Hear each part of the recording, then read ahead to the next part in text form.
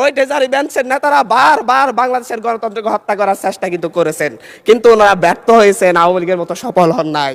1994 সালের মাগুরার নির্বাচনের মধ্য দিয়ে ওনারা চেষ্টা করেছিলেন একতরফা নির্বাচন করে টিকে থাকতে। 1996 সালে একতরফা একটা নির্বাচন করেছিলেন, 12 দিনের মাথায় জনগণের চাপে সরকার থেকে পদত্যাগ করে তত্ত্বাবধায়ক সরকার ব্যবস্থা দিতে হয়েছিল।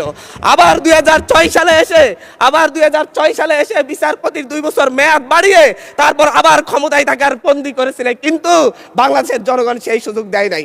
চুরি করা যায়, কিন্তু চুরি করে সেটা আর হজম করা যায় না, যেটা আওয়ামী লীগ করেছে মাননীয় স্পিকার। ঠিক একইভাবে 2024 সালে এসে এখন 2026 সালে এসে এখন আবার চুরির ধান্দায় নেমেছে।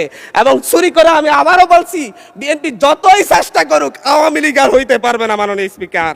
মাননীয় স্পিকার, আমরা ভোটাধিকার নিয়ে কথা বলবো, আমরা ঘুমের অধ্যাদেশ নিয়ে যখন কথা বলি যে হচ্ছে ঘুমের অধ্যাদেশ কেন বাতিল করা হচ্ছে, তখন ট্রেজারি বেঞ্চের মন্ত্রী দাঁড়ায় বলে আমাদের স্বরাষ্ট্রমন্ত্রী অনেকদিন ঘুমছিলেন, আমরা কি ঘুমের বেদনা বুঝি না? আমাদের মাননীয় প্রধানমন্ত্রী এতদিন নির্যাতন ছিলেন, আমরা কি বুঝি না ঘুমের বেদনা? শেখ হাসিনার মতো স্বজন হারানোর বেদনা এত বেশি বুঝেন, কিন্তু ছায়াই ঘুমের অধ্যাদেশ, ঘুমের তদন্ত করতে হলেই আপনাদের সরকারি কর্মচারীর বিরুদ্ধে তদন্ত করতে হলে সরকারেরই অনুমতি লাগবে, সেই আইন করে যাচ্ছেন। আবার বলতেছেন যে হচ্ছে সরকারি কোনো গোপনীয়তার জন্য কাউকে গুম করা হলে সেটা গুম হিসাবে যেন বিবেচনা করা না হয়। এটা তো দ্বিচারিতা ছাড়া আর কিছু না মাননীয় স্পিকার। মাননীয় স্পিকার, মানবাধিকার কমিশন অধ্যাদেশ বাতিল করে দিয়ে আবার সেই শেখ হাসিনার 2009 সালের প্রয়োগ করা আইনে তারা ফিরে যাচ্ছে।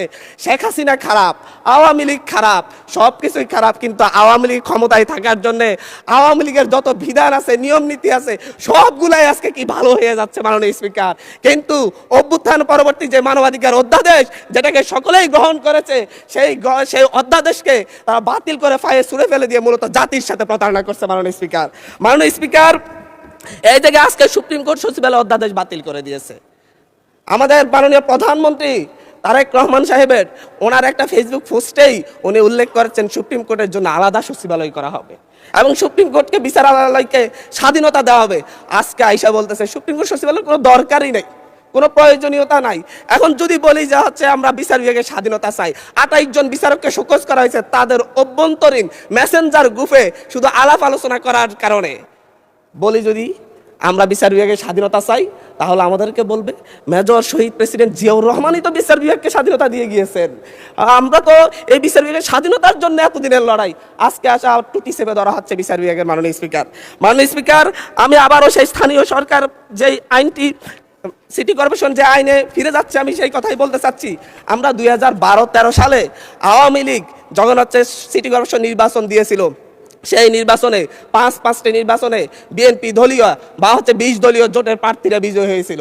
বিএনপি আওয়ামী লীগ কারচুপি করতে পারে নাই, কিন্তু পরবর্তীতে সেই নির্বাচিত মেয়রদেরকে অপসারণ করে আওয়ামী লীগ তাদের দলীয় এবং হচ্ছে বিভিন্ন প্রশাসক বসিয়েছিল। মাননীয় স্পিকার, দীর্ঘদিন ধরে ট্রেজারি বেঞ্চের মেয়র আরিফ, তৎকালীন সিলেটের মেয়র ছিলেন আমাদের বর্তমান এমপি সিলেটের আরিফ ভাই, ছিলেন হচ্ছে আব্দুল মান্নান, প্রফেসর আব্দুল মান্নান সাহেব, প্রত্যেককে তাদেরকে গাজীপুরে ছিলেন, তাদের প্রত্যেককেই তাদের চেয়ারে বসতে দেওয়া হয় নাই। একই ধরনের পথে আওয়ামী লীগের সেই দেখানো পথে বিএনপি হাঁটার জন্য এই আইনটাকে করা হচ্ছে। মাননীয় স্পিকার, অন্তর্বর্তীকালীন সরকার যে অধ্যাদেশটি জারি করেছিল, সেই অধ্যাদেশটি মূলত বিশেষ পরিস্থিতির জন্য জারি করা হয়েছিল, অভ্যুত্থান পরবর্তী পরিস্থিতির জন্য জারি করা হয়েছিল।